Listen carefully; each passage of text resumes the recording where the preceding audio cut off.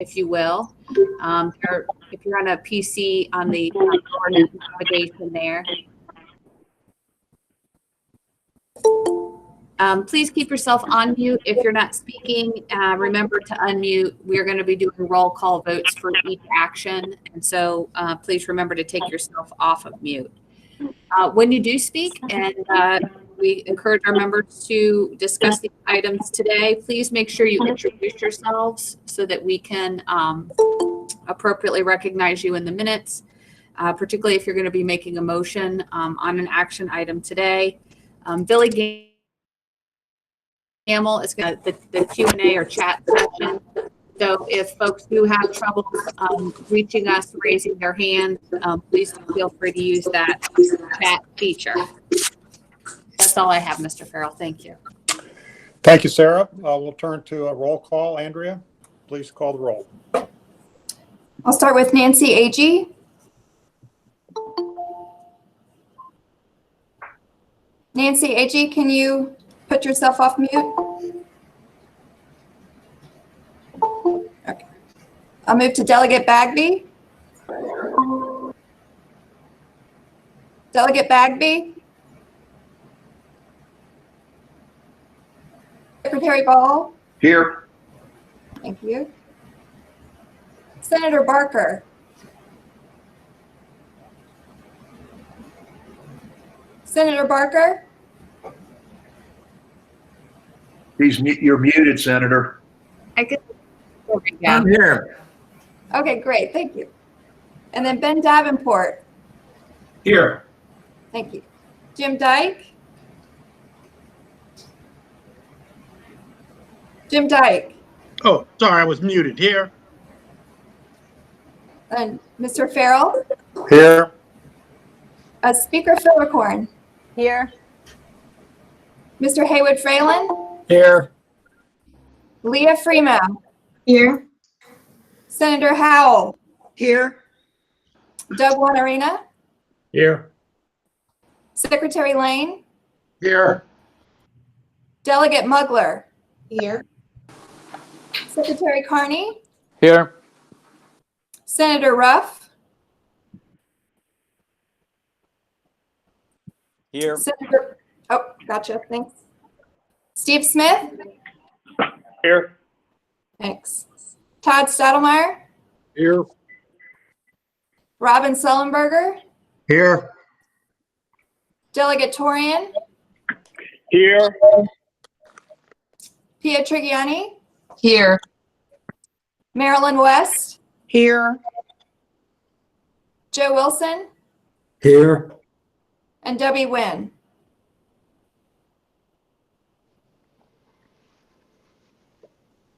Debbie, can you put yourself off mute?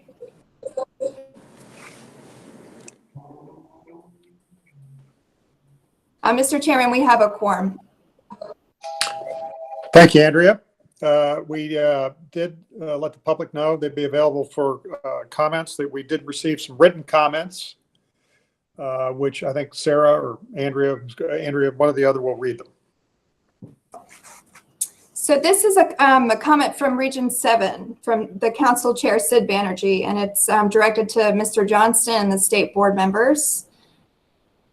Given the urgent nature of the economic impacts caused by COVID-19, the Region 7 Executive Committee requests your approval today of our pending applications, despite the DHCD staff recommendation that they be deferred. While all 4 applications are strong and will aid in the economic recovery, we suggest that the Council consider passing 2 applications listed here as they promise to deliver a timely and direct impact on the region. As you know, the pandemic has caused major layoffs in the region. More than 30,000 people have lost their jobs in hospitality and retail industries alone. Our Hospitality to Tech per capita project would immediately retrain 350 unemployed men and women for existing open jobs in the technology sector. With partners like Marymount, CompTIA, and George Mason University, the proposal will deliver on its goals, resulting in 350 new hires by mid-spring. Next, the Cyber Jiu-Jitsu Economic Resilience and Recovery Proposal, which is designed to be deployed quickly and impactfully, also offers a just-in-time training solution for displaced workers. Focus more broadly on sourcing talent from hard-hit industries that include retail, accommodation, food service, transportation, arts, entertainment, and recreation. An impressive and experienced team will reskill or upskill 70 individuals for immediate placement in open cybersecurity jobs. Applicants are screened and selected from an initial large pool of over 500 candidates via a proven proprietary process, choosing only those most likely to succeed. They estimate a 92% success rate based on previous similarly scoped projects delivered across the country. The 2 remaining pending applications would immediately see the tech talent pipeline and help grow a new tech industry cluster, accomplishments that would hasten the region's immediate recovery while bolstering its resilience to future economic downturns. By deferring all of Region 7's proposals, the State Council is delaying vital projects that can have an important and timely impact on economic growth and recovery for our region, which has been critically impacted by the COVID-19 pandemic. We appreciate your consideration of our request. Sincerely, Sid Banerjee. Thanks, Andrew. Is that all we received? We have one more. So this one is from Region 8, which I'll read.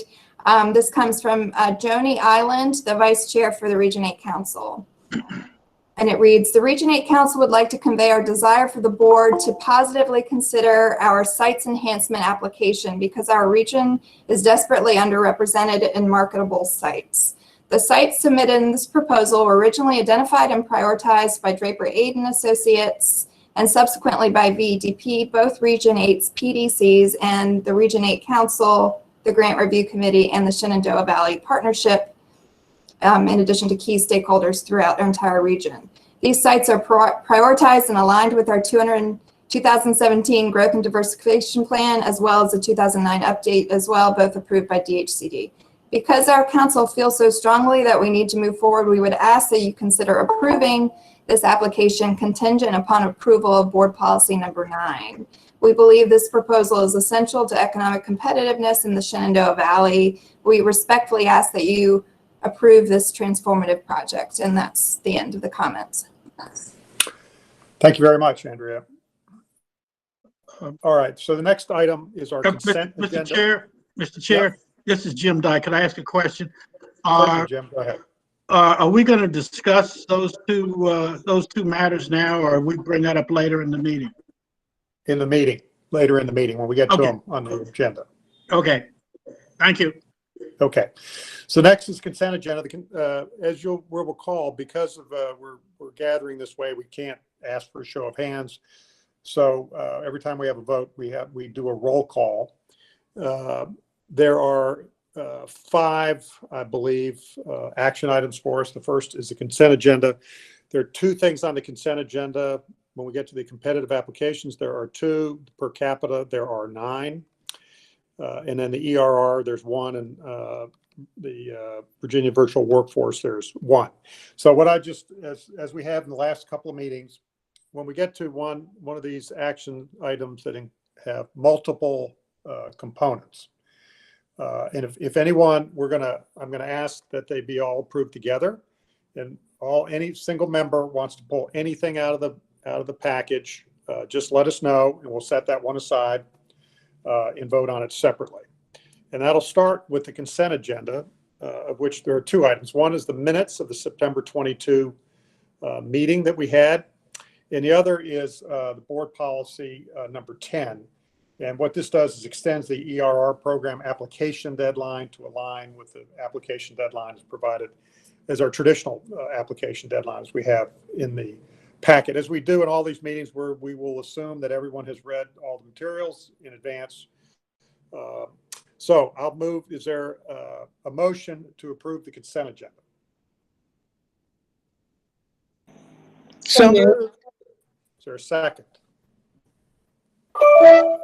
Second, Joe Wilson.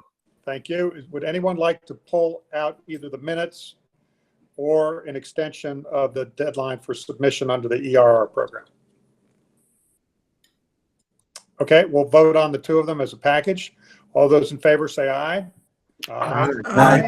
Aye. Oh, sorry, I forgot. We got to do a roll. Can't do that. I apologize. Henry, could you please call the roll?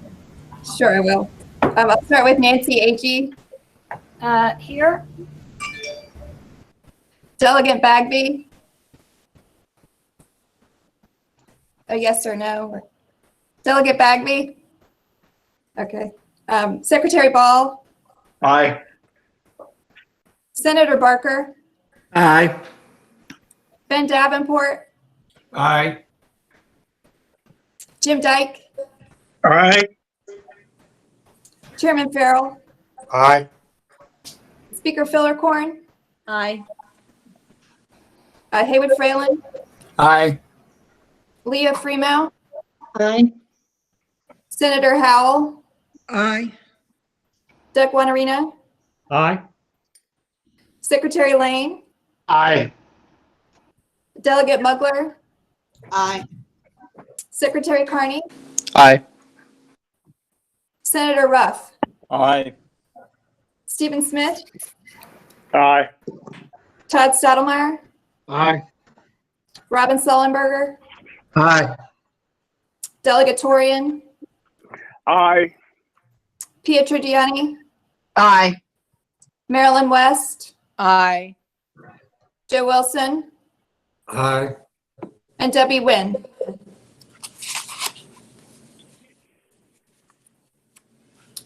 Debbie, try it one more time. We couldn't hear you. Okay. Yes. Okay, thank you. That was very good. Okay, thanks, Andrea. Appreciate that. Consent agenda is adopted.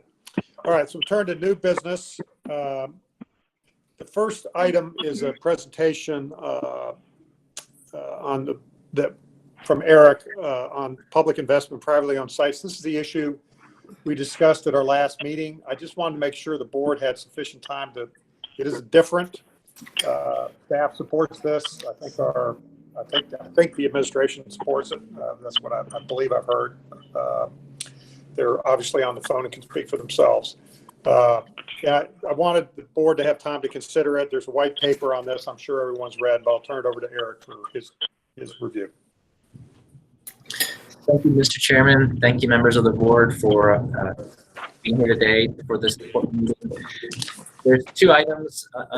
Page 7 through 9 is the overview in your packet of the white paper. I want to thank Sarah Dunnigan and Tori McGowan on the team for putting that together. And then also the action we're requesting of the board is found on page 10 through 12, because which is an amendment to the policy already adopted by the board to put in place this new ability on privately owned sites. So I'll just give you a really brief overview of the white paper and then describe a little more about the two major changes in the overview of the sites policy. So in the white paper, due to an increasing interest among the regions to invest their per capita funds or to apply for competitive funds in privately owned sites under the Go Virginia Sites Development Investment Area, and also due to the large quantity of privately owned industrial sites that have been characterized through the VDP site characterization study, DHCD was charged to research how other Virginia state government agencies and entities handle investments in privately owned sites. In your packet, the white paper outlines this research, focusing on successful site control mechanisms to ensure that sites will be developed in a way that is eligible for Go Virginia investments and also protects that state investment long term. The white paper informs the amended board policy number 9, which is the next part of the agenda. And the policy will also include an amendment to account for a new requirement that Go Virginia investments in advancing sites to a tier 4 will be limited to sites of over 25 contiguous acres unless a waiver is requested and approved. I think it's important to note on this white paper portion as well that throughout the Commonwealth, there's varying amounts of publicly owned sites depending upon the different regions. And so this has been something we've been hearing about from the regions. I want to then also turn to what the recommendation from staff is in terms of the board policy change. You're not adopting the white paper. This is some background information for you. The recommended action is to approve the actual sites amendment policy, and then the team would go forward with providing more clarity to the regions on what's eligible. So based on the white paper research, staff made 2 recommended policy changes to the program that were reflected in the amended board policy number 9. The first, again, is to limit investments to sites that are 25 contiguous acres or more and allow for a waiver for sites under the 25-acre minimum if the site can be demonstrated to have a regional significance. And focused on the privately owned sites issue is to allow for investment in privately owned sites that meet new Go Virginia administrative guidelines to be adopted by DHCD. The guidelines will outline eligibility requirements, have a requirement for relevant agreements with the subgrantee and the locality and private owner, and a grant repayment mechanism should the site cease to be used for an eligible Go Virginia use. And I just want to state again that the crux of what you are adopting is to put in motion the guidelines for the regions on ensuring that if a privately owned site receives state investment through Go Virginia, that investment is protected and there's a repayment mechanism if a change of should occur in the future on the privately owned site where it would no longer be in line with the intended state investment. So that's a high-level summary of that 2 pieces of your board packet, and I'm happy to take any questions and turn it back to the chair for any discussion. Thank you, Eric. Just, of course, any potential investment would have to come back through the Go Virginia process. These are just the guidelines for people to say, okay, now I can consider this site. Any questions for Eric? Mr. Chair, I have a question. This is Leah Freeman. Please go ahead. Eric, thank you for this. And the white paper was great context for this policy change. And I have little concerns with that. Just a question about the process that DHCD will go through to establish the guidelines for the eligible projects. Will this body see those guidelines before they're put in place in official manner, or will we be seeing them as the projects come through the normal grant process?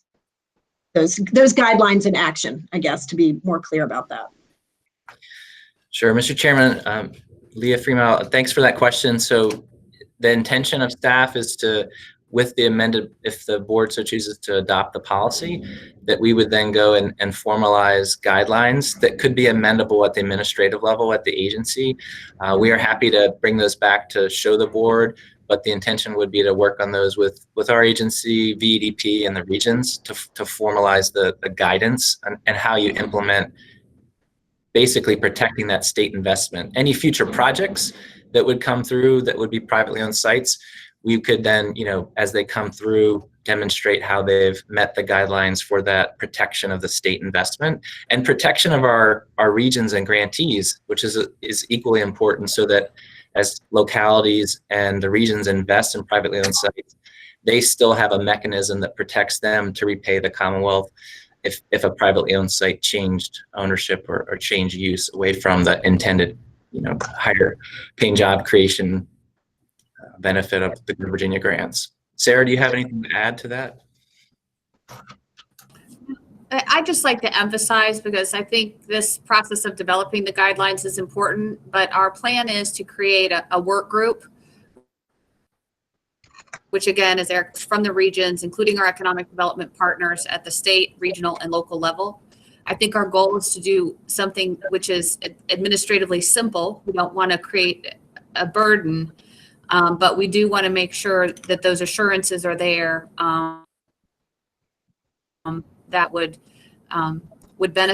continue to be marketed for the purpose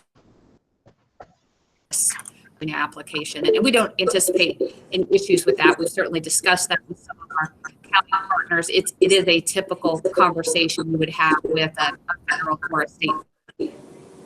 I say Joe Wilson has a question. Yes, I do. I am wondering that if the board should not see the guidelines before they're finalized. We can certainly do that. I think it's a good idea for the board to see just what the guidelines are and to vote on the guidelines as presented. Okay, well, we will see if we should vote on them. I don't want to do something that's completely out of the norm for all the other policies that are enacted there, but we will certainly take a look at that and see how it fits. And if it's appropriate for us to vote on them, then we certainly will. I do have a follow-up question, if I may. Go ahead. Would we not be wise to give the money not to the landowner, but to the local government, since they control the zoning requirements? Mr. Chair? Yep, Yeah, Eric, go ahead. Excellent question, Mr. Wilson. That is the intention, and in the white paper, all the mechanism is the money flowing from Virginia to the grantee being the locality, and then that they have that sub agreement with the private landowner. So you're correct. That's what our intention would be. Thank you. Mr. Chairman, this is Brian. May I make a comment or two? Sure. Two things. Number one, I've been through the guidelines with Eric and Sarah, as well as our staff, and the intent here is that these are just guidelines, as I think was said earlier, and any specific project will need to be brought before the Go Virginia for approval. Secondly, the thing I was most concerned about, which relates to Mr. Wilson's question, is while we want the money going to the locality, if the landowner fails to perform, I really would not like to see Go Virginia in the bill collection business from localities. So I think we're all going to be very focused on making sure that the landowner, if the landowner fails to perform, that there's adequate remedies to retrieve our money or encourage or force compliance with what was agreed upon when we enter into these things, so we don't get into a situation where a landowner doesn't perform and our only recourse is to go back against the locality. Thank you for that, Mr. Secretary. Other questions or comments before we move to a vote? Mr. Chairman, Robin Sullenberger. Go ahead. I have been inundated since last Friday with comments about this, mostly from the economic development community. One of the questions I would have is, we seem to perhaps be putting the cart before the horse and approving the policy and then establishing the work group and working through that. And I did understand the way you described that as to how that would work, but the economic development community literally will become the purveyors of marketing and promoting these sites. And it seems that since VEDP already has the Business Ready Sites program, there may be redundancy according to the economic development people. They would very much like for that to be done in reverse order. So if Sarah or Eric could comment on that, I would appreciate it. Eric, go ahead. Sure. Thank you, Mr. Sullenberger. I think the first thing I'd say is, traditionally, we have brought forward a broad policy for the board to consider, to say, should we move towards this direction? As I understand it, we want to be working with VEDA, Economic Development Association, UDP, and our regions to refine the specifics of what that means in terms of the repayment options, and basically just guidance to help ensure that we protect the members. I'm sure you're hearing from the local level who are the marketers of these sites. So it would still be helpful to us as staff to get that first broad assessment of the board. Do you want us to move in that direction of allowing this?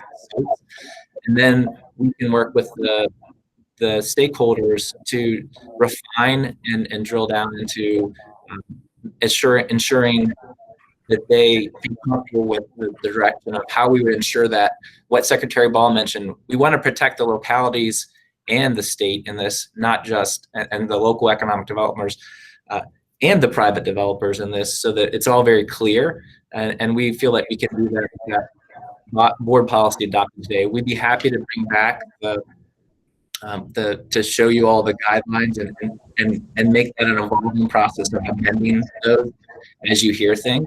And we can describe to you the final product.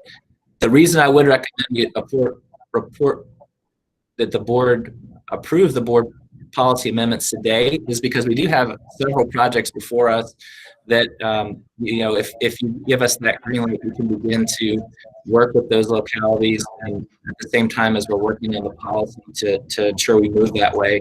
It will slow down the projects if we do the guidelines first. Okay, I understand.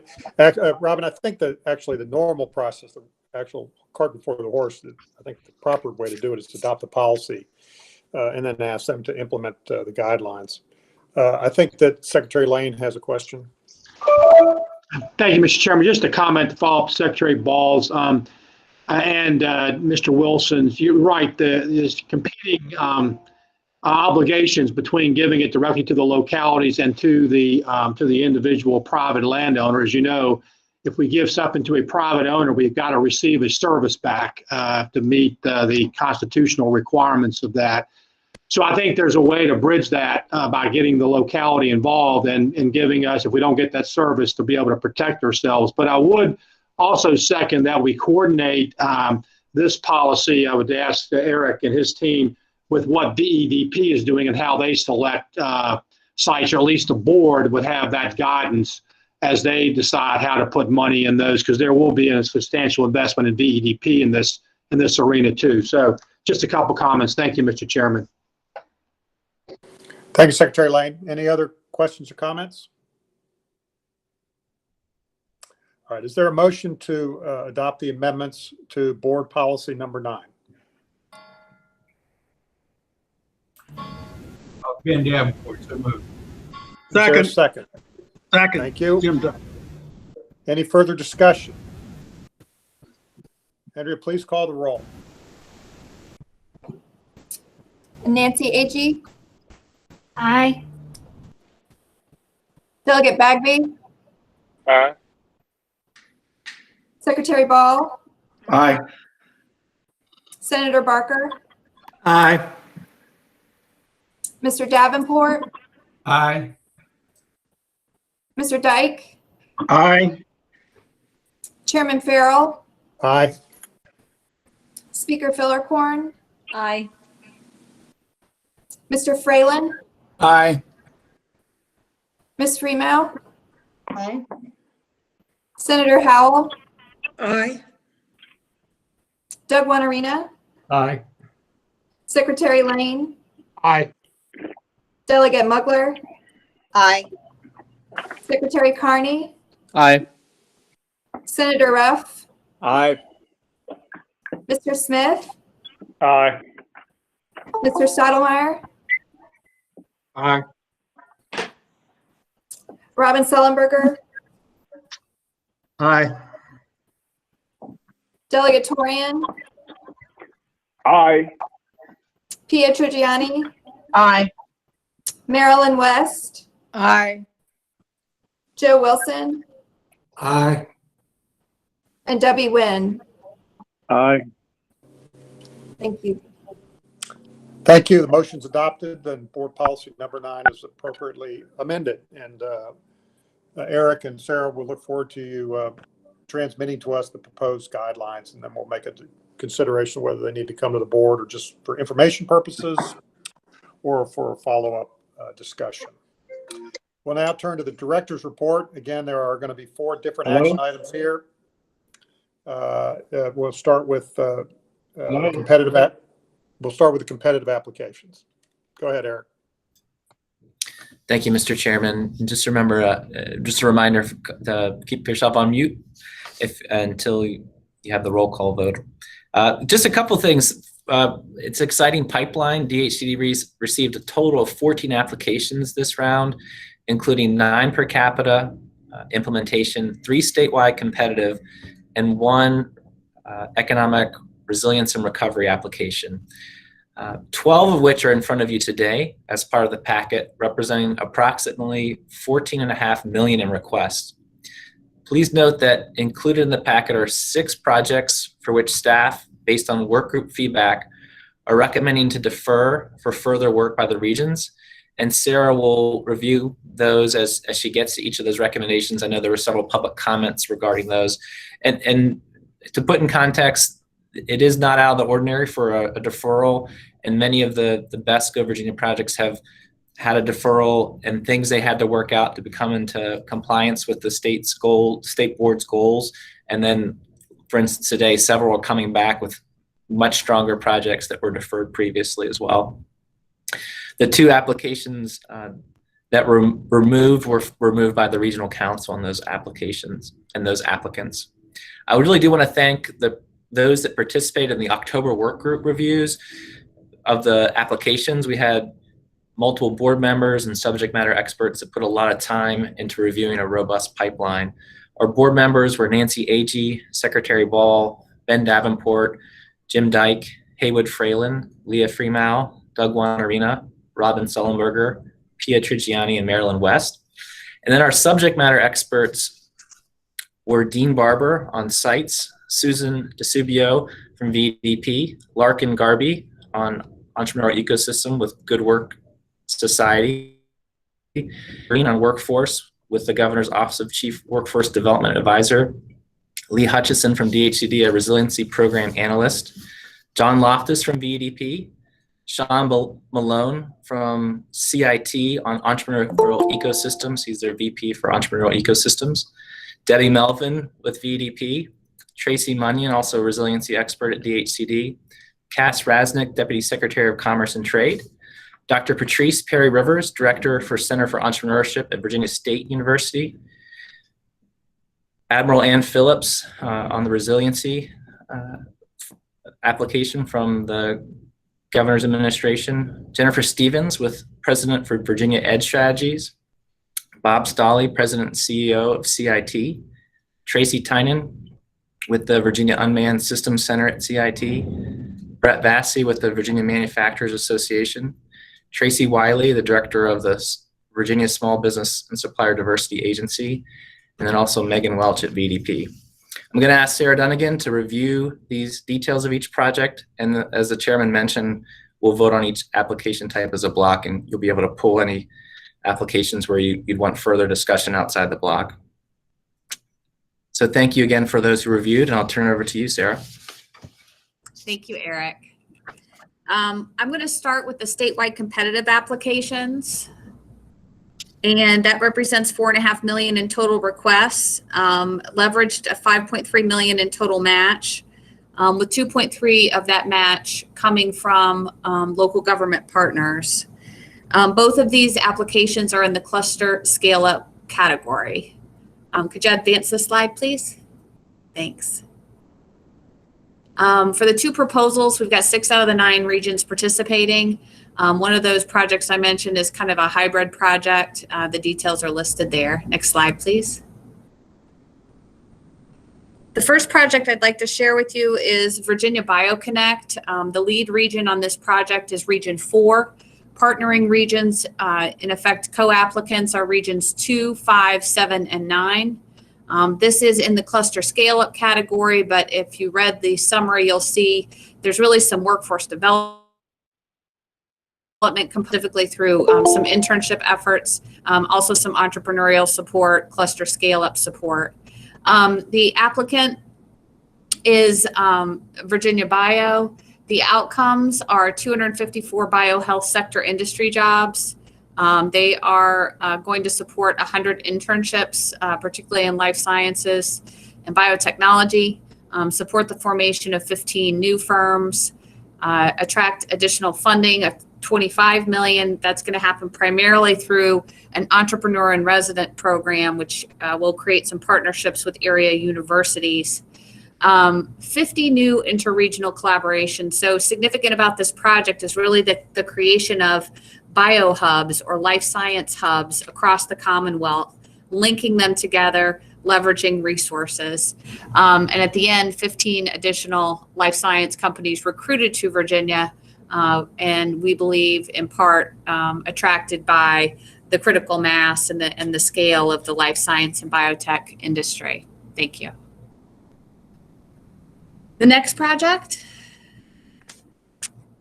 is launching a coastal resilience and adaptation economy. Now, this is one of those examples, as Eric cited. This came to us in the September round. We advised the partners that it would benefit from a little bit more work, and it came back so much stronger. So DHCD staff and others worked with the project team, and we are now recommending this for approval. The lead region is Region 6. The partnering region or co-applicant is Region 5. The goal here is to use really a two-pronged approach to support new business formation in this water technology space that are so much affected by sea level rise.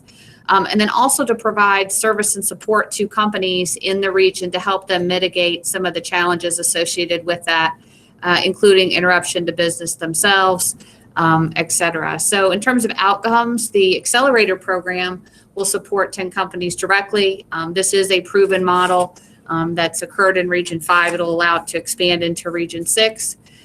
40 companies trained in business development principles. This project also talks about job creation. You can see the numbers listed there.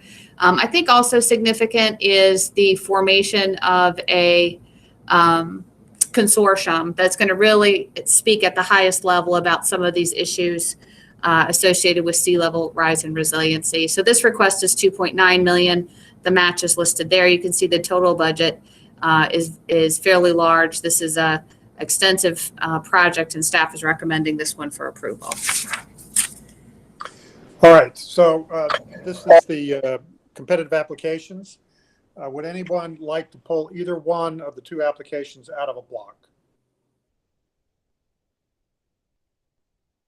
All right, hearing none, I'll entertain a motion to approve the two competitive applications. Steve Smith, so moved. Is there a second? Robin Sullenberger, second. Thank you. Is there any discussion on the competitive applications? Andrea, please call the roll. I'll start with Nancy Agee. Aye. Delegate Bagby. Aye. Secretary Ball. Aye. Senator Barker. Aye. Ben Davenport. Aye. Jim Dyke. Aye. Chairman Farrell. Aye. Speaker Fillercorn. Aye. Haywood Fralin. Aye. Leah Freeman. Aye. Senator Howell. Aye. Doug Wanarina. Aye. Secretary Lane. Aye. Delegate Muckler. Aye. Secretary Carney. Aye. Senator Ruff. Aye. Steve Smith. Aye. Todd Stottlemyre. Aye. Robin Sullenberger. Aye. Delegate Torian. Aye. Pia Trigiani. Aye. Marilyn West. Aye. Joe Wilson. Aye. And Debbie Nguyen. Aye. Thank you, Andrew. The motion's adopted. The applications are approved. So as we move to the next, which is the per capita applications, as Sarah mentioned, there are 9 of these in the packet. Some are recommended for approval and some for deferral, none for denial. Just as she's going through, staff has recommended approval of the applications that are listed here as 1, 4, 5, and 9, and deferral of 2, 3, 6, 7, and 8. And so we'll bring those up as a block at the end, and anyone will, of course, be able to remove any or 8 of them from the block. With that, I'll turn it over to Sarah.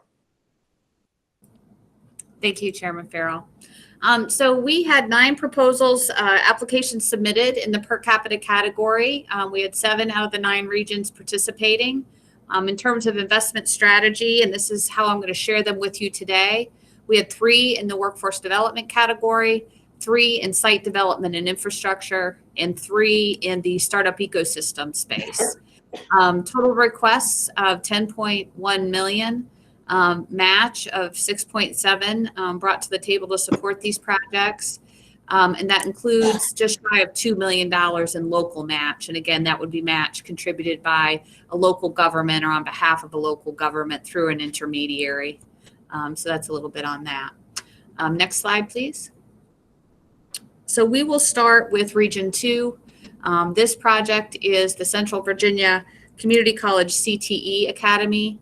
They are requesting $266,000 to help establish a career and technical education academy to serve the regional public school systems, workforce organizations. This will serve high school students, adult learners, underemployed, underskilled workers. There's been a lot of groundwork done on this project. Participation from Amherst County, Appomattox, Bedford County, Campbell, and the city of Lynchburg. Leading up to this application, CVCC has identified 26 existing programs that will be enhanced through this academy model. They're going to develop 4 new credential or certificate programs. All of this by business and industry, so there's been a fairly extensive employer engagement process, I think, which impressed the review committees. Each of the pathways will include a dual enrollment option based on existing program offerings, which will include 10 total high schools will be able to benefit from this as well. The applicant acknowledges that part of the need for the request was some limitations in funding, specifically through the G3 program. We've had some discussions with them about contingencies and assurances around sustainability. In terms of outcomes, they feel they're going to have 153 new completers or 63 new completers or graduates. And that will help support the creation or filling of 117 jobs within the 2-year grant period and additional 1-year performance period. We are recommending this one for approval. Next slide. And the page numbers that you see here in the heading, folks, those are the page numbers in your board packet. So if you want to go and look at that board summary, perhaps for a little more detail, or if you just want to touch base with a deeper document, you can find that in your packet, okay? All right, this next one is hospitality to technology. This is one in those category we're recommending for deferral. Marymount University is requesting $2 million, $2.1 million to work with 2 partners, Amplifier Advisors and the CompTIA Foundation, to meet unmet demand for skilled IT workers while simultaneously upskilling those folks who've been displaced by the pandemic, particularly folks in the service industry, hospitality, and the like. This project is designed to deliver 12 virtual instructor-led training cohorts and help 340 individuals earn the CompTIA A+ certification and prepare them for technology jobs in the future. Arlington County and Fairfax are the 2 localities that have indicated their approval of this project, and I believe they provided letters of support. The outcomes are listed here: 340 program graduates in 2 years. They believe 292 of the patients, and that of the 340 trained, that 234 will obtain employment. The match is $1 million. That's primarily contributed by CompTIA in the form of reduced fees for assessments and training materials and instruction, and also by Marymount. The total budget is $3.14, and again, we're recommending that this be deferred. Next slide. Tech innovation and equity in computing. This is Fairfax County Public School Foundation. They're requesting $2 million to strengthen and diversify the tech talent pipeline, engaging more students, particularly underrepresented students in the tech workforce. This project has a number of elements which are similar, we believe, to the Loudoun County Education Foundation and Chesapeake application, which was approved last year. So it's really an integrated, not K-12, but definitely a 6 to 12 computer science experience. They want to do a couple of things. They want to address the computer science teacher shortage by creating courses for diverse teachers to develop innovative teaching practices, specifically get to teach in some of these technology areas. They want to inspire students to continue pathways by enhancing courses, updating some curriculum, introductory courses, electives, and their credentialing offerings in information technology. They'd like also to attract more students into computer science programs, and then finally to create some work-based learning opportunities through internships, mentorships, that type of thing. The outcomes are listed. 710 program graduates, 199 full-time technology sector jobs within 3 years. And that's based on some assumptions about students that would come out of a high school, for example, as opposed to post-secondary education. 5 educators will be upskilled with these credentials as requested, 58 internships, and the development of what's called a career-connected learning toolkit, which will teach educators how to integrate computer science teaching into really all classrooms. Based on the work group discussion and the application review, staff is recommending this request be deferred. This project in its, I think, intention is very similar to the K-12 computer science pipeline project, again, in Loudoun and Chesapeake. And we're really trying to be keen, I think, to the board's discussion that that was a kind of a pilot investment. And we believe we in our evaluation as staff of that project have not seen evidence that that is a proven model. Secondly, I think we would have encouraged some more partnerships between that neighboring school division. They are in the same region. There could be some advantages there. And I think finally, there was a recognition that there could be some more connections to business and industry. Generally, though, in our review, we tried to treat this one exactly as we did the Loudoun application. They did respond to some feedback loop questions. We think there are many elements in this proposal that have merit, and staff has already scheduled some time to speak with the applicant about next steps. This is one we are recommending for deferral. Sarah, I have Mr. Chairman, I have a question about that proposal. This is Secretary Carney. Is this a good time, or you want me to hold the question? No, go ahead.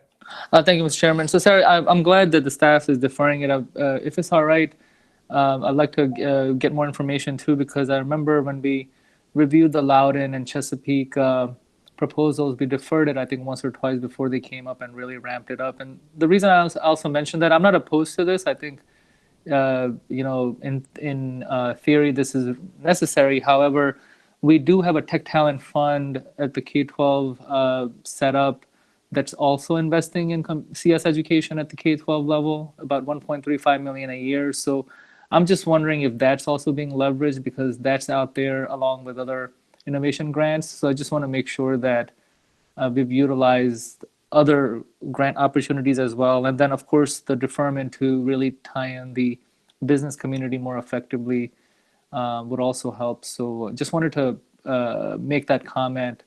And if it's all right with you, I would love to engage more on this project to learn more prior to the next meeting. Thank you, Mr. Secretary. Go ahead. Thank you. Yep, we would welcome that participation, Secretary Carney, and we'll make sure we make a note of just questions regarding, efforts to leverage other grant sources.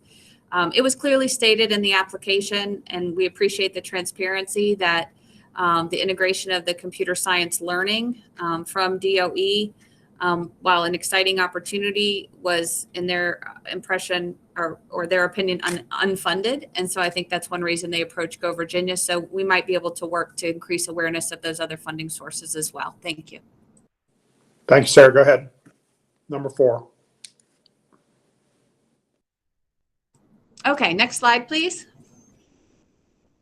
WILDWOOD natural gas extension. We're moving into the site development category of investments. This is the Blue Ridge Crossroads Economic Development Authority. They're requesting $527,600 to provide natural gas to the Wildwood Commerce Park in Carroll County. That will allow them to competitively market the property for manufacturing and distribution centers. The applicant, we felt, did a very good job in connecting the need to the opportunity, specifically citing the number of times this site had gotten a look, if you will, from a prospect, and the increasing need for gas service by users of the type that would be attracted here. The outcomes is going to be 20,000 feet of natural gas line extension into the park. There is match associated with this project, including some local match and additional leverage. We believe this project can be done within a 6-month time frame. There is some additional investment that would be required on site. The applicants indicated that will be the responsibility of the end user. They have a local gas provider as a partner. We're recommending this one for approval. Next slide. The next project is coming to us from Region 6, and this is the LaGrange Industrial Park Master Planning and Preliminary Engineering Report. Essex County is requesting $366,000 to advance 29 acres of undeveloped lots in Essex County along the Virginia Business Ready Sites program from a Tier 2 to at least a Tier 3. 29 acres will be developed. The creation of the LaGrange Industrial Park Advisory Committee, which we're very excited about to discuss the creation of a RIFA, of a Regional Industrial Facility Authority, that we think provides a lot of advantages, particularly in rural areas, collaborative financing and collaborative shared benefits associated with site development. Participating localities include the County of Essex, King and Queen County, Middlesex, and the town of Tappahannock. And there was consensus from the work group and staff in recommending this one for approval.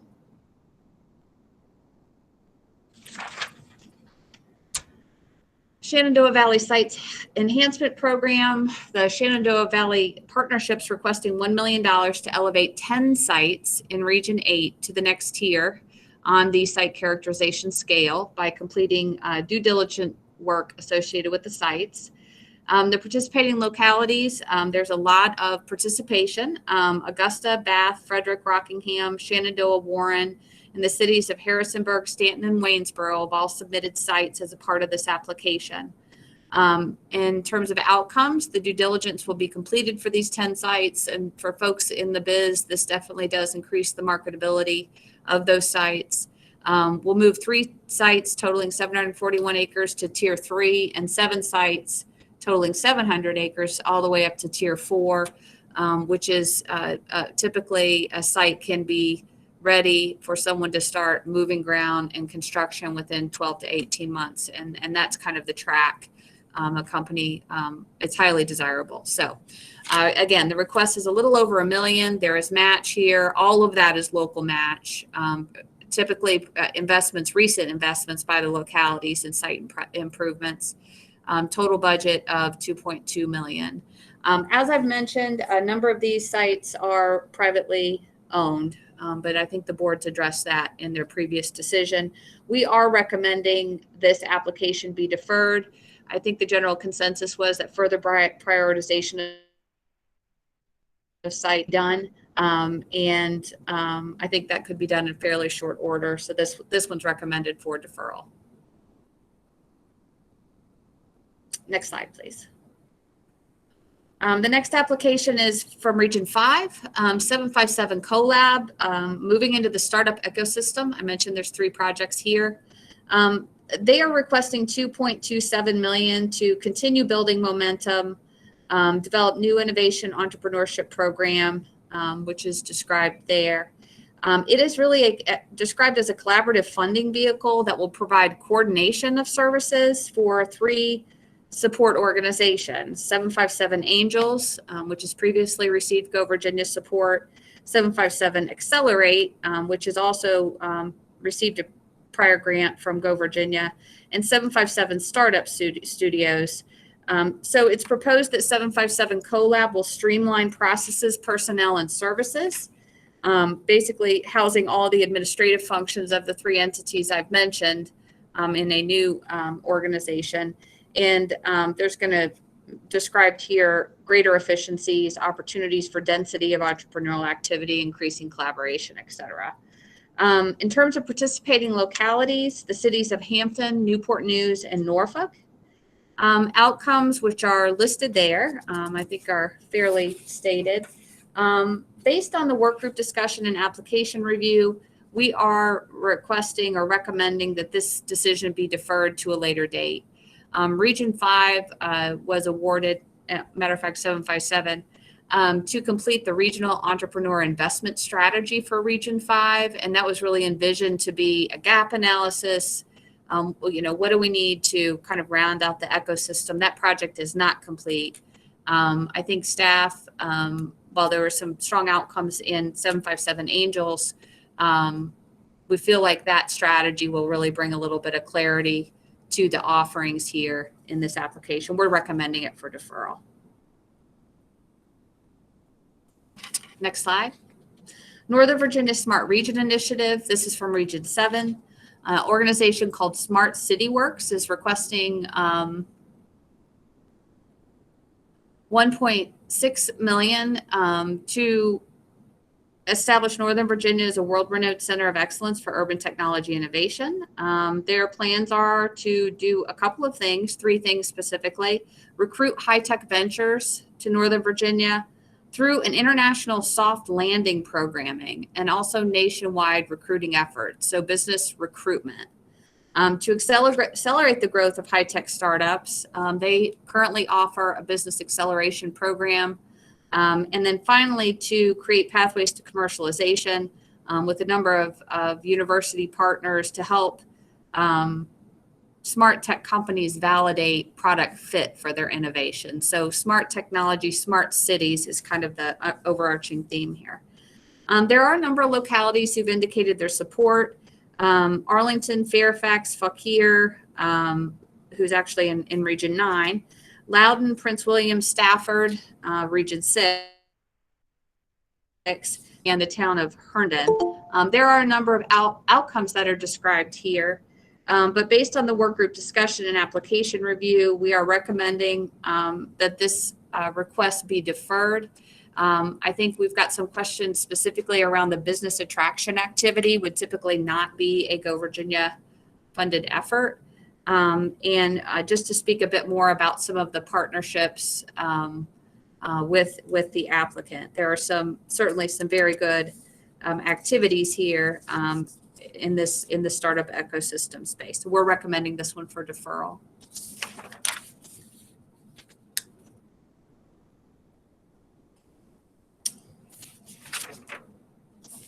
And the last one in the stack is Venture Central. This again is in that startup ecosystem. This is from Region 9, and that's the Charlottesville region. And the Charlottesville Chamber of Commerce is the applicant. They're requesting $300,000 to create Venture Central, which they describe as a one-stop shop for entrepreneurs.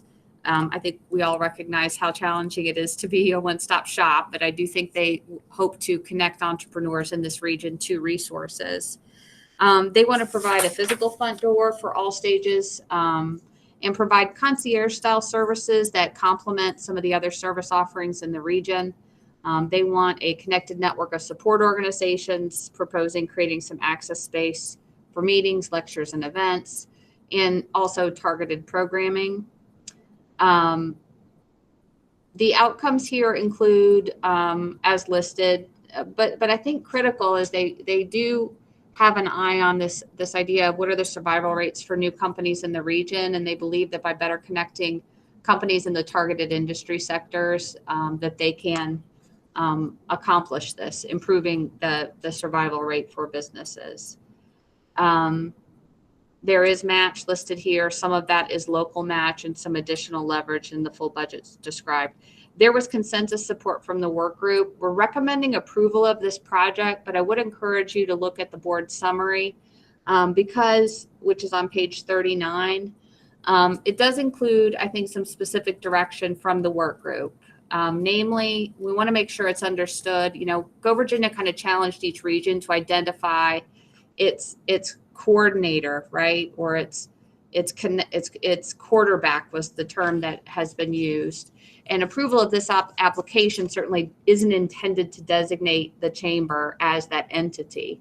And we had some really good discussions about the opportunity for CIT and the newly formed VIPA to help lead conversations in the very few regions, Go Virginia regions, that had really back. So we would encourage Region 9 to take advantage of that opportunity as well. We're recommending this one for approval. All right, thank you, Sarah. So what we have before us is 9 applications. Staff has recommended approval of applications enumerated 1, 4, 5, and 9. And for the variety of reasons Sarah mentioned, deferral of the applications enumerated 2, 3, 6, 7, and 8. Would any member of the board like to remove one of those applications or more of those applications from the block? Jim Dykes. Go ahead. Yeah, I had a question about the hospitality to tech project. And I just want to have some discussion from the staff as to, is this the appropriate time or should I just remove it and have it? Okay. Go ahead. I just want to get some more feedback from staff because in the letter we got from Region 7, they raised a really good point of the timing, that there's an immediate need for some help in those particular industries. And our deferral obviously means we wouldn't get to this for 3 or 4 months. And I'm just wondering if they have anything to say about that. Sarah, Eric?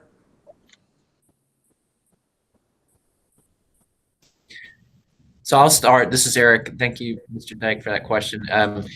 Yeah, I mean, at this point with the recovery effort, the pandemic, we're very cautious about ever not approving a project that can lead to recovery quickly.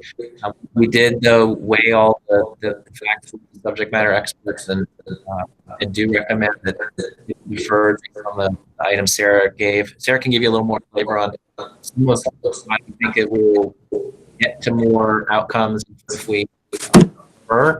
And there is a lot of Recovery Act and other funds on the street right now through the end of the calendar year. So perhaps Sarah can give you a little more flavor of that reason. But we definitely don't think anything like in terms of referring at this moment. And we understand the regions wanting to get started quickly. But our estimation was the second piece is missing. Sarah, do you want to add on to that? Before you do, Mr. Chairman, this is Brian Ball. Could you ask folks to mute their phones? Yeah, there's a lot of background noise. I would just add, I know people are anxious for us to approve this money as soon as they send us an application, but this is the Commonwealth's money, and we go through a very rigorous process here. And sometimes the timing doesn't work out exactly as the regions would like. Anything else on that, Jim? Yeah, well, I thought Sarah was going to also speak to that because I realized that the deferral is something we use, and you'd like to get more information. That was my understanding on this particular project. But I was just trying to weigh the need for information with the urgency for getting the jobs out there. So I just wanted a little more from Sarah on that. Sarah, anything else? Yeah, What Eric contributed? We're always concerned about that too. We did a scan of existing offerings for individuals who are interested in pursuing CompTIA A+ certification, and we believe there is adequate latent capacity to do that. And so, in the near term, I'm not concerned about folks just not having access to the training. I believe there are ample seats and opportunities for folks to participate. What I do think is that the applicant is exploring a novel approach in this partnership with CompTIA, and specifically the Enhanced Capacity Building research project they're working on, which really is about skills transfer, right? What are the skills that an individual in the hospitality industry has that would make them successful in an entry-level IT role? And so, Jim, I think in the near term, for folks that are interested, there is capacity to get A+ certification, the community colleges, there's other online offerings, it's there.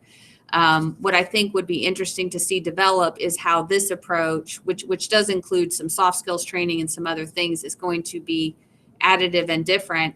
And then further, how they're going to connect with the workforce development system, which admittedly is already serving and supporting a large number of folks who are unemployed, right? How are we going to make those connections quick? And I think our next application deadline is February 5th. That's not a lot of time to detail some of these relationships and processes. And I feel like we can get this one in a position in advance of our March meeting. And we have scheduled meetings with the applicants for next week. And I want to make sure, Mr. Chairman, that if there are any other questions from board members, we get them addressed. Yeah, absolutely. That's what we're doing. Any other questions or comments on any of the 9 applications? Robin? Yes, this is on the Region 8 site proposal. They did request in the public session that this be considered for conditional approval based on policy 9, if that's approved. Could Eric or Sarah comment on that? I am abundantly aware of the desperate need for approved sites in the valley because there are lots of projects out there that have expressed interest and they just don't have the sites to meet the requirements. Certainly. Mr. Sarah Chair. or Eric, go ahead. Mr. Chair, this is Eric. Mr. Sullenberger, the answer that I would give on that one is that the main missing component. If you can mute your phones, I'm hearing a lot of feedback. And Billy, if you can help me, if you see any open mics. What I would say to that is that the main piece of the subject matter expert and staff review, board member review that we felt could get much stronger. The region did a lot of good work on this to get it to this point, but the prioritization, focusing on regional sites and making sure there's that co-investment and focus on the highest impact regional sites, we felt could have some more work and get even further. And that's the component where we've understood the charge from the board that that's what we're about, and trying to get that regional collaboration on co-investment to be stronger. So that's the main reason we'd still recommend deferral, even though the private sites policy passed. Sarah, do you have anything to add on that? No, I think that's fair. And I would say that the work group, there was some discussion about some of the sites in the package being similar in size and use, Robin. And again, to get when we talk about regionally significant sites, depending on the region, you could have 10, but they wouldn't be next to each other, right? And so there was definitely some interest in learning more about how that prioritization was occurring. Okay, Thank so you. I would hope that the follow-up will be immediate on this to vet these a little further and try to get them in the queue for March.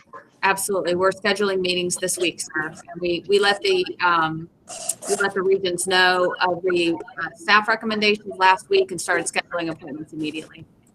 Thank you. Secretary Lane? Yes, thank you, Mr. Chair. Just a comment. When we get the site development request in front of us, do you guys reference them against the VEDP list and how they're ranked on there? I think that would be good information for us to consider when we do these. And I know when we were talking earlier about the adopted policy, you're going to put some policies and procedures in place. But I do think that would be something key that I'd like to know where they are on that site list that VEDP has done. Thank you. Absolutely. Thank you. We'll bring that back, Secretary Lane. Other questions or comments? Yeah, Mr. Chair, this is Brian. I'm fairly familiar with that area, I as many of you know, and I'd love to see this project move forward. But to put a little more direct point on what Eric and Sarah have said, the localities up there, not all of these sites are equal. Some are much better than others, and it looked a little bit like sort of a one for you and a one for me kind of process here. And so we really need the communities up there to sort of stack hands and get behind the best sites, because that's the way we're going to have the most success, I think, if we can get them to do that. And everybody will benefit over there for sure. Thank you. Mr. Chairman, Ben? all right, I was in that committee also that did the review, and like Secretary has just said, it felt like kind of like early on when we were doing economic development in our county, and every supervisor got a piece of money to do something in their district. The whole thought process behind Go Virginia was regionalism, and I think we have been really concerned about the lack of more RIFAs being formed, more across the board, working together, communities joining in together, pulling their assets together to make projects happen.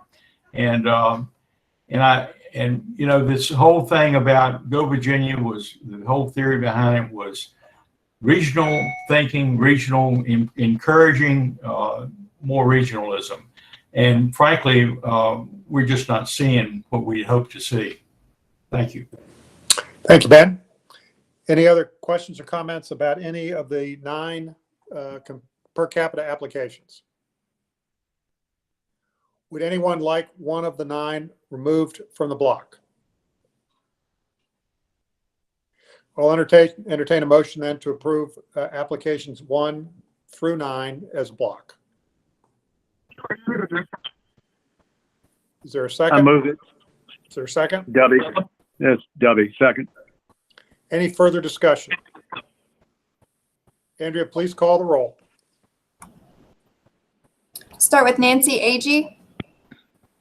Just a clarification, we're approving this based on staff recommendations. That's the motion. Aye. Thank you. Delegate Bagby. Aye. Secretary Ball. Aye. Senator Barker. Aye. Ben Davenport. Aye. Jim Dyke. Aye. Chairman Farrell. Aye. Speaker Fillercorn. Aye. Haywood Fralin. Aye. Leah Freemau. Aye.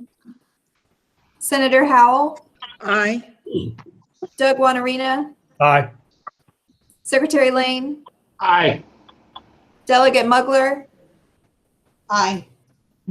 Secretary Carney. Senator Ruff. Aye. Stephen Smith. Aye. Todd Stottlemyre. Aye. Robin Sullenberger. Aye. Delegate Torian. Aye. Pia Trigiani. Aye. Marilyn West. Aye. Joe Wilson. Aye. And Debbie Wynn. Aye. Thank you. Thank you. The motion's adopted. We'll now turn to the regional ERR applications, of which there is 1 for our consideration. Thank you, Mr. Farrell. This is for the Virginia Cyber Skills Academy. The applicant is an organization called the Jitsu. They're requesting $700,000, which is the entirety, the remaining balance, I believe, in Region 7's Economic Resilience and Recovery Funds, first tranche. They also would like to help COVID-impacted workers in retail. I'm going to ask folks just one more time, if you're not speaking, if you could please put yourselves on mute. It really does improve the audio quality. Thank you. To assist COVID-impacted workers in the retail, accommodation, food service, so those highly impacted sectors as well. This particular application is a partnership with JAIC, and they offer training for a higher level cybersecurity credential. So the other Region 7 application was for CompTIA A+ certification. This one is for JAIC, which is another credentialing body. They propose to use these resources to recruit interest from up to 500 individuals, but ultimately complete 70 students, 50 through a reskilling effort and 20 through an upskilling effort. The society is unique, I think, in their interest in helping student graduates get employed with area companies. They have a lot of good connections. All courses and certifications will be provided online, and they will have an opportunity to complete up to 3 GI. In terms of local participation, the counties of Fairfax, Loudoun, and Prince William have indicated their support of this project. The work group discussed this one at length, and we'd like to thank for responding to our feedback questions. We are recommending to defer this project, and I can cite some of the reasons. They're in your board summary. Lack of connection to other cyber efforts in the region, including some state efforts and initiatives. Lack of connection to other workforce system partners, so the recruitment effort. There are folks already serving unemployed workers in these categories. I don't know. I want to make sure those connections are there. And then the training provider there's a limited opportunity to leverage federal training dollars through this particular application. And we'd really like to just encourage that potential to make it a bigger project. I think we also had a question about, if there's going to be 500 students recruited and 70 completed, is there an opportunity to refer the other 430 to the other IT retraining effort, which was being led by Marymount? And so for those reasons, we're recommending a deferral. And Mr. Chairman, I know in your notes, we had requested an action on this. It is a deferral. It's the only one in the stack. So if you'd like to skip a roll call vote, I suppose if there's a motion from the floor to take action on this, we could certainly do that. Would any member of the board like to make a motion to approve the project? Hearing none, we'll just defer the project until it comes back to us from the staff. Thank you for that. We'll now turn to a report and consideration. Again, this is the Virginia Virtual Workforce Regions 4 and 5 that we talked about at our last meeting, and there was a approval, I think, of $100,000 sort of seed money to get it going. So we're coming back on this. Sarah, there's a long report on this in the board packet that everybody's read. There is a memo, sir. I won't go through all of those details, but I'll try to hit the highlights. So VVW statewide competitive project is led by Regions 4 and 5 with some additional support from Region 3. The applicant team is the Commonwealth Center for Advanced Manufacturing, CCAM, and ODU. This was submitted for board action, and as Chairman Farrell indicated, the staff recommendation was to not approve the project. There was a motion from a member to approve it contingent on a validation phase and allowing the use of up to $100,000 to complete that due diligence or discovery phase. I think the work group and staff felt like there were three critical questions. One about the demand for workers and the interest among employers in this FAST framework as a solution. And those were the two that we had kind of proposed. The team took up the challenge. They did do a validation project. The applicant team also provided a virtual demonstration of the FAST framework for the work group and staff on November. This was an opportunity for the work group and staff to assess that FAST framework, which was a project funded last year called COVA MAP. That was also a project with ODU and specifically for the maritime industry. The work group and staff evaluated the analysis completed. They determined that it reflected sufficient market demand for skilled workers based on the data that was provided. The mapping of existing training and education programs in Regions 3, 4, and 5 really demonstrated that there were a relatively high number and variety of training programs focused on current production of skilled workers in these occupations. In other words, there seemed to be a capacity to train in the region, and those interested in manufacturing careers, incumbent workers, et cetera, had access to those. The qualitative segment of the planning report, and that was based on interviews with employers, was really focused on confirming that manufacturers would endorse this particular framework as a solution. The work group felt that the report did not provide strong evidence that the FAST framework was appropriate and needed. The number of companies interviewed was very small relative to the total number of businesses that could be served by this solution. And finally, we did some work validating match, which is really an administrative activity. And I will tell you that we were unable to qualify match for a portion of the project.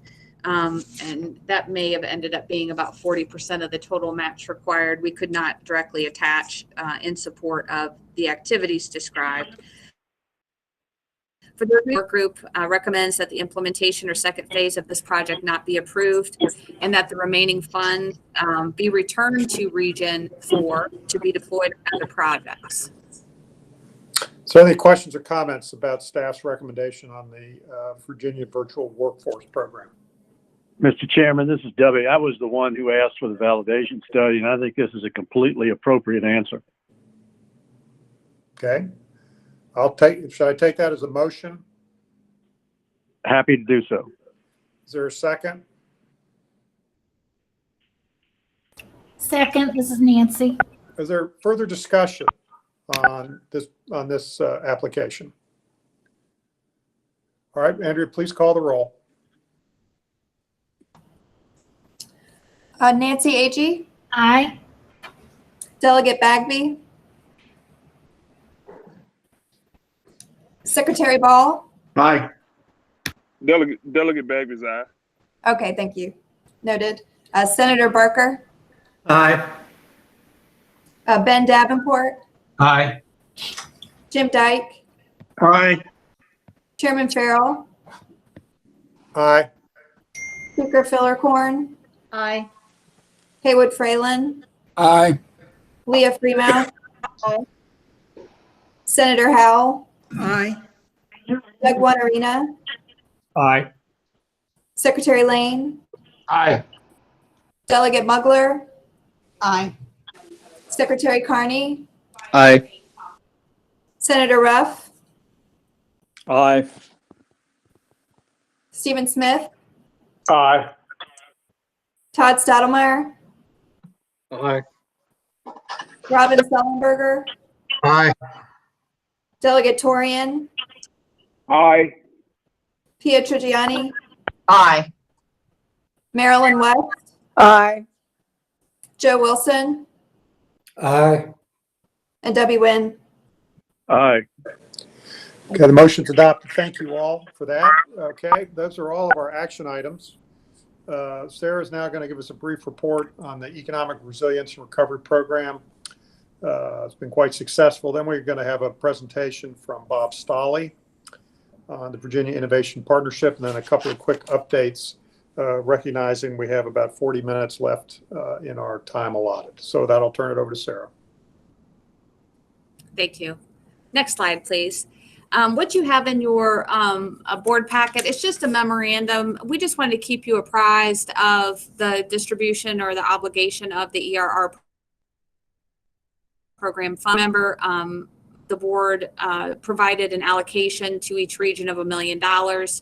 We do have 2 regions that have depleted that million. They're indicated here, regions 2 and 3. And 2, in fact, has already used $110,000 of their per capita funding for ERR qualifying projects, which again was another action that the board took in September to allow that type of activity. So it is fairly robust. Of the statewide fund, which is the second line item from the bottom, there's about 1.7 million remaining for projects. We do have a number of regions that have a fair balance. You can see Region 1 has $800,000 available, Region 6, and Region 8 as well. We know that there's some applications coming. There's a few applications in this stack. Right now, this program is set to expire. The board took action on this last year, April 17th. You took action today to allow an extension of the period for which regions can use these funds or apply for the use of this fund. So they'll have the March meeting, will be another round for ERR program grants. And then the June meeting will also be available to make decisions. Of course, the board has the prerogative to extend the program, modify the program in any way, but we do like to share this information with you and the timeline with regions, because sometimes it can take a few months to get these projects fully developed. And for the regional councils are very important and have to align with the state board's decision time frame as well. So that's the update I've got for you today. Thanks, Sarah. Any questions for Sarah on the Economic Resilience and Recovery Program? It's been quite successful, but there's obviously more funds available for the regions to take advantage of. Yes. All right, with that, I'm happy to introduce virtually Bob Stolley, who's President and CEO of the Center for Innovative Technology, who's going to give us a presentation on the Virginia Innovation Partnership Authority. Bob, welcome. Thank you, Mr. Chairman. Thank you, members of the board. I'll be very brief, but happy to answer questions. We've got an awful lot going on with the transition from the VRIC and the IEIA. You'll recall that during the last session of the General Assembly, the Virginia Innovation Partnership Authority was created as a consolidation for entrepreneurial and innovation activities within the Commonwealth. Primarily, the two largest consolidations in that were the IEIA, the Innovation and Entrepreneurship Investment Authority, and the Virginia Research Investment Committee. If we can go to the next slide, please. The CIT is the managing nonprofit for the Virginia Innovation Partnership Authority, but we're not the only organization. The partnership has been expanded to include some of the centers of excellence that formerly existed in other organizations, which include CCALS, the Virginia Catalyst, CCAM, and CCI, which is the largest of those. One of the items not listed on there is the Virginia Academy of Science and Engineering, or Engineering and Medicine. And although they are not a center of excellence, the Commonwealth through VIPA for the first time is now providing some support for that organization. Most of the COEs, most of the centers of excellence actually have been operating independently for some time. They've got their own boards, their own funding streams, which are now routed through VIPA. So it's added a significant amount of administrative and financial support. And I think with one of the important things to also mention during that time is that it will be the responsibility of the VIPA to actually do an evaluation over the next year of the various centers of excellence to determine the value associated with that and potentially look for consolidations, or certainly places where we can have economies of scale when it comes to providing direct support for those and potentially other centers of excellence within the Commonwealth. Next slide, please. VIPA, the Innovation Partnership Authority, is the functional divisions to carry out the missions identified in the code and in the budget operate through CIT. And the legislation outlined 4 specific divisions. The investment division, which focuses on direct investment and indirect investment through some of the regional accelerators and initiatives throughout the Commonwealth. The commercialization division, which still focuses on the commercialization of IP out of the universities and out of the private sector. We have our strategic initiatives division, which focuses on exploring opportunities in new verticals, including unmanned systems and some others that have been extremely successful for the Commonwealth. The new division for CIT is entrepreneurial ecosystems, and in my view, this is perhaps the most important, if not the most visible of the divisions that now exist as a part of the Innovation Partnership Authority. And the role is to create a support infrastructure and to provide sustainable funding for the initiatives all around the Commonwealth that are actually working on behalf of the Commonwealth to grow innovation and entrepreneurship. They are an integral part of our overall strategy for the startup community and for innovation, and this division has been designed to specifically provide support directly to those. We call it our infrastructure division. Next slide, please. If we look at the divisions again, in blue, you'll see the existing programs. So to a large extent, we're building on the success and the legacy of several programs that have been in existence for a number of years, and some new programs in each one of those divisions. And as you see, again, under entrepreneurial ecosystems, everything is new. So part of the challenge for us is to make sure that to work very closely with Go Virginia, but to help to pick up where Go Virginia projects lead off. The biggest challenge for regional ecosystems, for accelerators and initiatives, is sustainable funding. And clearly there are limitations to the ongoing funding that comes from Go Virginia. So we're actually developing the Regional Innovation Fund to pick up where Go Virginia leaves off. We work very closely with Sarah, with Eric, and our goal with the Regional Innovation Fund is to find those success stories from Go Virginia, and then to help provide ongoing support so that they can continue to grow innovation and entrepreneurship within the regions.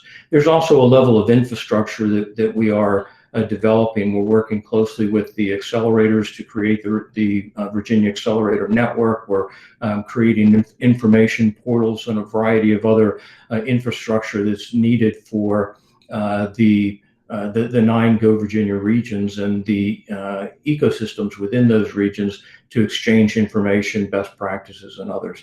And as I said, we're working very closely with Go Virginia. We participate on the evaluation of their ecosystem proposals.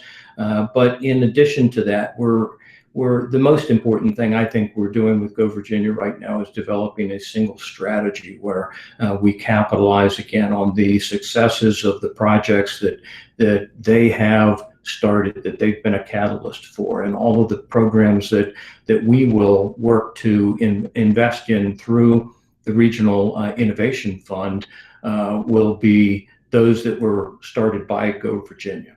So next slide, please.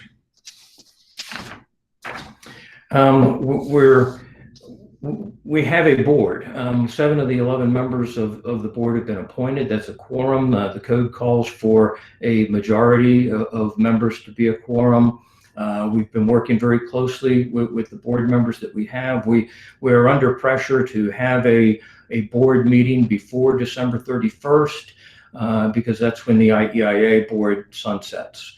So with the seven member quorum that we have a board meeting scheduled for December 17th, and we're really looking forward to that. We've provided a significant amount of information already to the individual board members that we have. We've developed an extensive briefing book. We've had follow-on calls one-on-one with them to provide information about the programs, introduce them to the people that are managing those programs, making sure that we're complying with all of the public notice and FOIA requirements along the way. And we've actually been delighted that they're interested in many of the initiatives and the programs that we have going on right now, including the Virginia Founders Fund that focuses on startup, on founders of minority and women and veterans and rural areas as well. But they're very excited about getting engaged, and we're delighted to be working with them. But they'll be able to hit the ground running on December 17th without having to start from ground zero. On the 17th, we will provide some level of program and Center of Excellence reviews. We've been working closely with the COEs through the budgeting process, making sure that they're getting the funds that have been appropriated to them. But they'll also be part of the December 17th board meeting to make sure that the board members understand their programs and the value that they provide to the Commonwealth. And as I mentioned, just a little ways down the road, the board will be tasked with doing an evaluation of those centers of excellence as well. There are structure and governance issues that need to be addressed in that first meeting. Also, as a part of the code, part of the legislation, each one of our divisions is required to develop an advisory committee. Each one has been in the process of doing that. It needs to be approved by the board. Each one of the committees need to be approved by the board.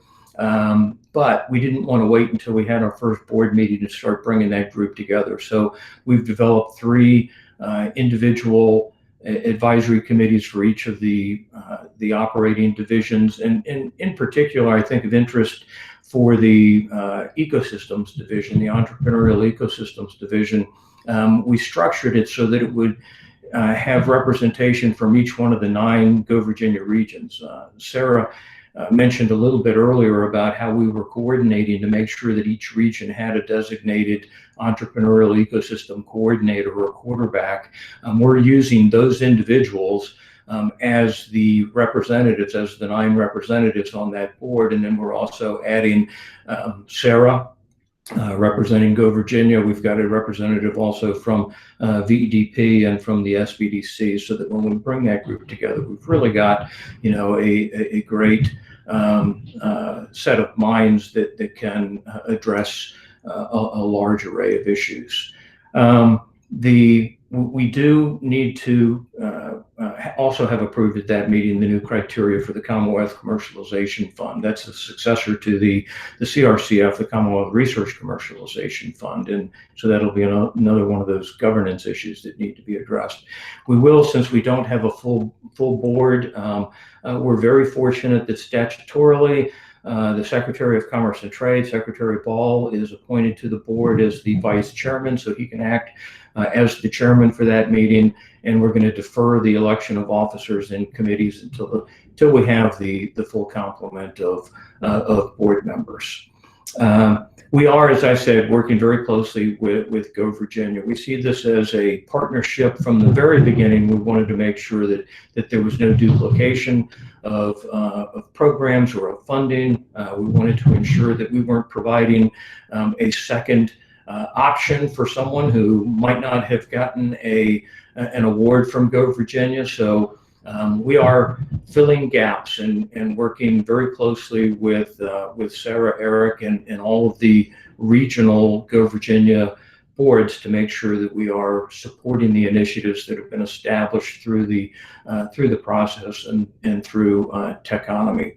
And again, we see the issue that we see over and over again, you know, I think, and we saw some of the examples of that in proposals that came through today, is that, you know, this is great. We get a program up and running, but then what happens 3 years from now? How do we provide the additional funding for that? Where is the support from the state for programs that are successful? And so that is one of our biggest challenges, one of our biggest priorities, is to make sure that VIPA becomes something of a sustainable funding source, not 100% for any given program, but part of the overall patchwork, that if in fact they are accomplishing some of the goals and the priorities for the Commonwealth, that the Commonwealth ought to be able to provide some level of commitment beyond a year or two. I did discuss the RIF, and that should be Regional Innovation Fund, not Investment Fund. We have a budget amendment already into the Secretary for FY22 that would increase the amount of funding, or actually funded. The RIF was created, but there was no funding associated with it. And then also, one of the things we're really looking forward to is the Virginia Founders Initiative, which will be a complement to our investment division's Virginia Founders Fund. And the Virginia Founders Initiative, we currently have a grant application into EDA that would provide 3 years worth of funding to be used. And the proposal that we developed would create a program that is specifically designed to increase the number of minority, women, veteran, and rural founders in the Commonwealth. And as I said, this goes hand in glove with the Virginia Founders Fund that we currently have, where we're providing specific investment through our investment division into those minority founders. And with that, You can go to the next slide, but I'm happy to answer any questions or provide any additional information. Thank you very much, Bob. Are there questions for President Stolle? Tom, this is Brian Ball. May I comment briefly? Please, go ahead. Bob, I guess it's been a couple months now, maybe 3, maybe 2. I've lost track of time, but Bob got dropped into this position as head of CIT and CEO of CIT on about 48 hours notice.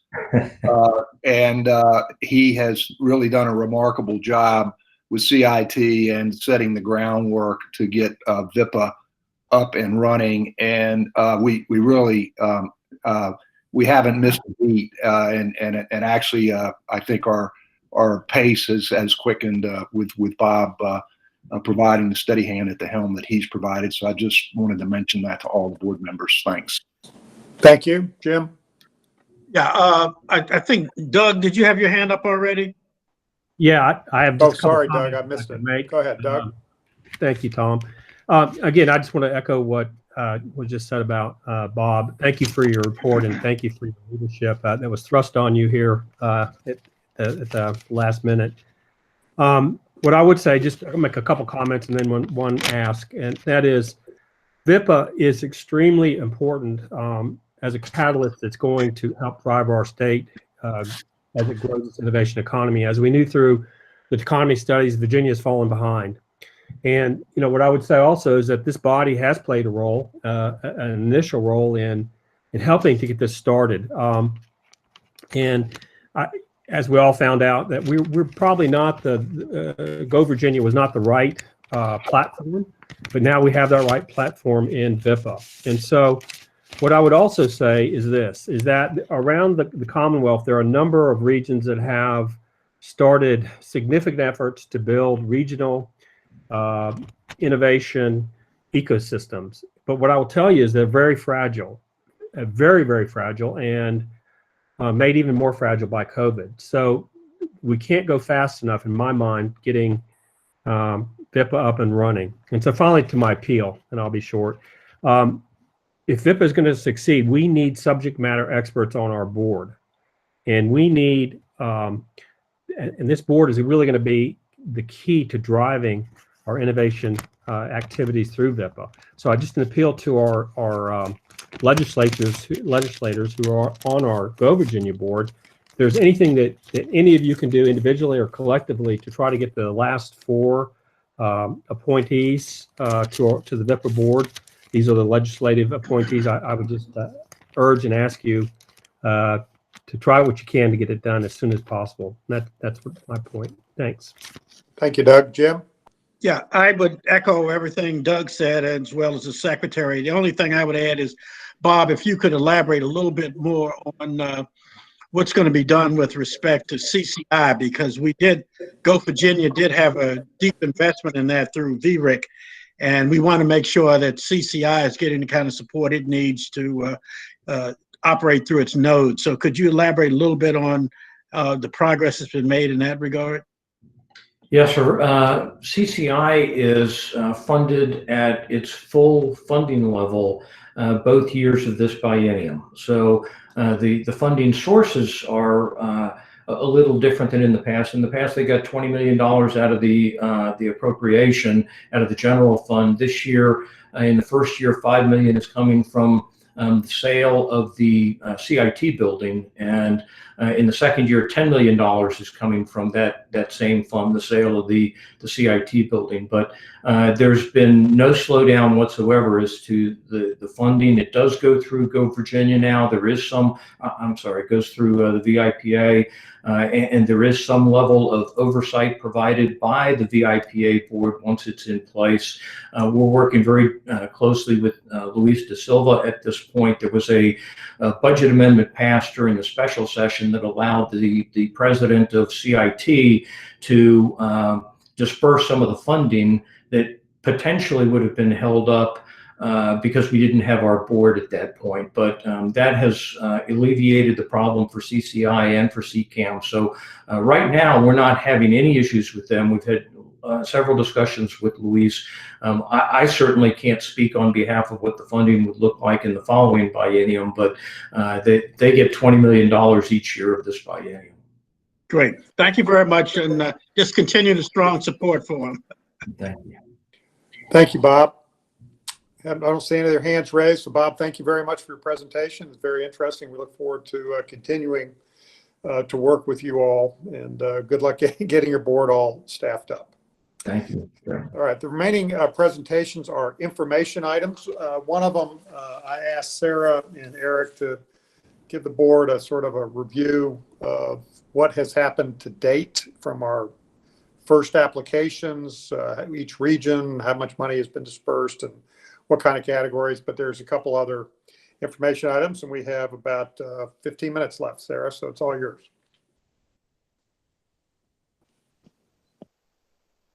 Thank you. So I'm going to talk a little bit about our fiscal year 20 program activity. The Go Virginia annual report has been finalized. It's been submitted. I would encourage you to read it. It does include some highlights from each region, what I would call kind of best practices or activities that they've been involved in. But the annual report is really about what you, the board, have done in your role in governing the Go Virginia program. And so there's a lot of narrative about that too. I think it's good to reflect. Sometimes a year can go by, especially a year like this. And it's easy to forget what do we actually get done. So over the past year, the board's taken a number of actions. These are just a few. If you'll remember last year, the board made a decision about broadband investments in Go Virginia, led by Ben Davenport and a work group, which was created specifically looking at middle mile planning and infrastructure projects to support Go Virginia's goals and mission. And since the approval of that policy, we have approved one in Region 3, actually up into Region 9. We're very excited about it, middle mile broadband planning project. So just like to recognize the board and their leadership in taking that action and the work group and preparing the board to do so. The next is in the area of sites. And as we've heard today, there's still always decisions to be made. But that was after a hiatus, if you will, on sites investments by the results of the VDP site characterization study, which I think everybody recognized was going to enable Go Virginia, but I think most importantly, the regions to make more strategic decisions about site investments. So which sites are the most marketable and most desirable for the industry targets that they've identified. And I really think that work is very exciting, and I think it's going to advance Virginia significantly. So that decision was made. Really an emphasis on regionally significant sites.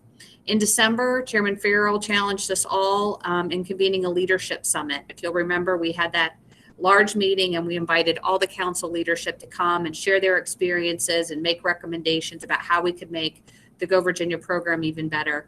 And that resulted in a number of key recommendations. Now, many of them we've already begun, but we did have an interruption with the pandemic, and I would really love to pick up some of those ideas and make sure that we're moving them forward and integrating them.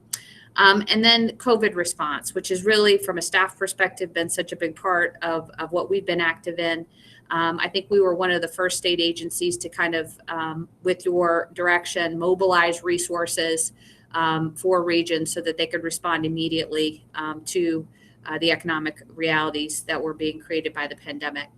And accompanying that, a modification of match, really recognizing that local governments were challenged, changing the match to a 2-to-1 match and eliminating the local match requirement, which was a board prerogative. We're still seeing lots of local participation, but we do think that this modified match has really accelerated how funds have been deployed. Next slide, please. This is just a snapshot of the grant activity last year. There were 59 projects.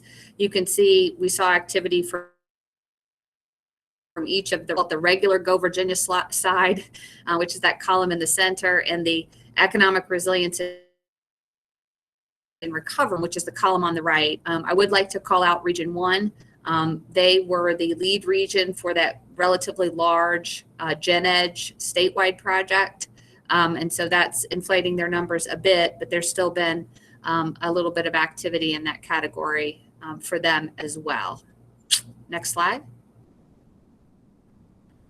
This is what Chairman Farrell really wanted to ask us to do, and it was an exciting exercise for us. So this is for fiscal year. So in 2017, Go Virginia late in the year started making its first grants, but between 17 and 19, which would be fiscal year 20, right, that goes through June 30th of this year, we've seen a 169% increase in terms of the funds that have been awarded. So we've moved from 6.3 a year to 17.1 in this most recent program year, and 119% increase in the number of funded projects. So moving us from 27 to 59.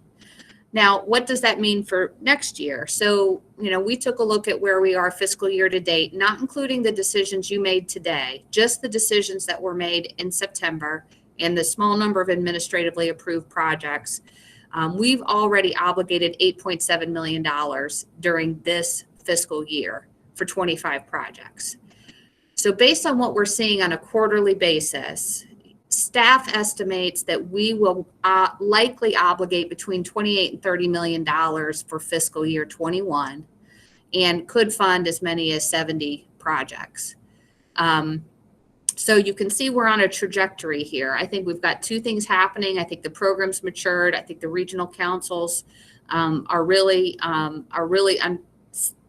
activating those growth and diversification plans. I do think this year we've seen an acceleration because of the pandemic. But I think what Go Virginia has done, it has set a table to have those strategic conversations. I think it would have taken regions a lot longer to get organized, right? Had Go Virginia not kind of already created, set that table for those discussions. Next slide. And this is just some trends by region. So what you're seeing along the bottom axis there is the region number, okay? And I'm sorry, yeah, blue is 2018, the 2019, and the gray is for 2020. And this is the number of projects, okay? So you can see for region 1, for example, in program year 2018, there was 1 project. Last year there were 8, right? So we're seeing in almost every region that kind of trend line. And I think we've seen some big bump ups this year relative to last year because of the Economic Resilience and Recovery Program. And admittedly, some of those programs are smaller than a typical Go Virginia award, but I think very strategic and really reacting to kind of the moment and the need and resource area. Next slide. This one is actually dollars by region, just to give you a flavor. Now, I want to draw a couple of things out here. So when we have a statewide competitive application, we assign it to a region. There's a lead region. Okay, so for region 1, do you see their 2020 column looks pretty high? That's Gen Edge. Okay, that project. And if you look at region 3, their spike in 2019, that's GoTech. Okay, that was that very large multi-regional. In region 7, I would attribute their 2 large projects, Centurion, and the second is a statewide project, and that was the Loudoun County K-12 computer science pipeline. So there's a couple of outliers here that are making things a little bit spiky, but even if I were to draw those out of the analysis, we're seeing, I think, some fairly strong upward trends in each region of the state. Next slide. So where is the money going? This is a different picture than last year. Again, partly driven by, I think, the pandemic and increased investments in that cluster scale up category, or efforts to serve and support existing businesses, whether that be sector specific, like we saw in region 1 with the manufacturing effort, or more sector-wide work, but all directed to serve and support businesses. So that's the distribution. When I came on board last September, our workforce portfolio, our workforce investments were more than 75% of the portfolio. So if you think about this as a portfolio of investments, this is kind of the balance today. All right, next slide. In terms of program impact, and so this is the important thing. So Go Virginia was created obviously to encourage and reward regional collaboration There have been 161 unique, what I call local co-funders. So either localities, and we've had 136 of those participating in unique localities. Okay, so I'm not counting folks twice. Participating in a Go Virginia project, which I think is really exciting. Then we've had 13 local government intermediaries. So these are regional economic development groups, economic development authorities, et cetera. So they're acting on behalf of their members. So they're doing a regional thing already from a regional construct, which again is really exciting. 5 community colleges and 3 regional workforce development boards. So in terms of collaboration, I think we've got some evidence to say it's happening. Outcomes, and you can see there job creation, apprenticeship programs, credentialed workers, internship opportunities created. And I think what's important to remember about the workforce investments, you know, we measure their impact over a relatively short period of time, but we are trying to make, I think, legacy investments that are going to continue producing results. Next slide. That's what I have today, Chairman. I would just say everything else in the packet can be read by the members. And if they've got any questions, they're welcome to reach out to staff. Thank you very much, Sarah. Appreciate that. Secretary Lane. Yeah, just quickly, thank you, Mr. Chairman. Thank you for the report, Sarah. And it looks like the Go Virginia program is in good shed. When do you think we'll see some analysis of the committed outcomes? I know it may be early, but when do you anticipate us being able to get a report on some of the earlier projects? Thank you. Thank you, Secretary. We are actually in the midst of a review on our first set of projects. So for those early projects funded in 17 that closed this year, we're looking at 12 implementation projects that we have officially closed through June of this year, and a number of enhanced capacity building projects. And we're analyzing those based on what did you learn? Did you do something about it, right? Were those investments prompting action? And that's what those planning grants were for. So we'd like to bring that back to you at the March meeting, a more thorough analysis. It's happening now. Thank you for that, Sarah. Any other questions or comments for Sarah? All right, now, obviously, we're going to follow the guidelines that we get from Governor Northam on our meetings. Right now, well, we'll hold the meeting, but likely virtually, my guess is, for our March meeting, March 16th, and then you see the other dates, June 15th. Hopefully, maybe, I've got my fingers crossed, by June 15th, we'll be able to gather in person again, and then you see September and December. Any other business to come before the Go Virginia Board? Hearing none, we stand adjourned. Thank you all very much. Happy holidays. See you again. Thank you. Best during the holidays. Thank you. Thanks all. Thank you. Happy holidays. Thank you. Stay safe.